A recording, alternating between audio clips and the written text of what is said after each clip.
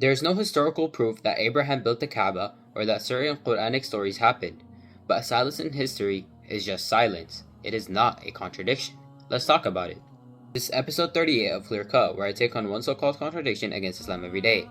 Today I can disprove one, the series ends, and I leave Islam. Let's take an example. The Qur'an says Prophet Abraham or Ibrahim built the Kaaba.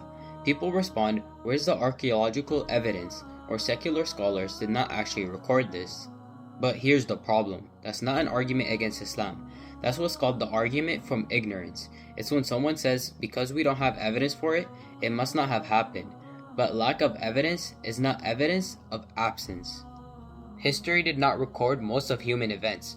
We know almost nothing about the daily lives of 99.999% of ancient people. The absence of a written record does not disprove the event. It just means that it wasn't recorded or preserved. And most importantly, the Qur'an's credibility does not depend on archaeology.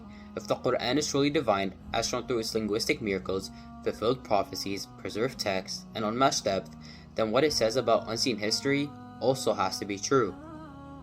You don't demand physical proof for every single statement when the source itself has already proven its divine origin. Think of it this way, if a doctor has been right about every single diagnosis and then tells you something you can't yet test, you would not assume he's wrong. You'd recognize that his track record actually gives him authority. The Qur'an does not need historical validation for every single thing. In reality, history needs to catch up to revelation, and in many cases, it has. For example, the Qur'an's correction about Pharaoh's title in the story of Joseph wasn't confirmed until modern Egyptology, over 1,000 years later.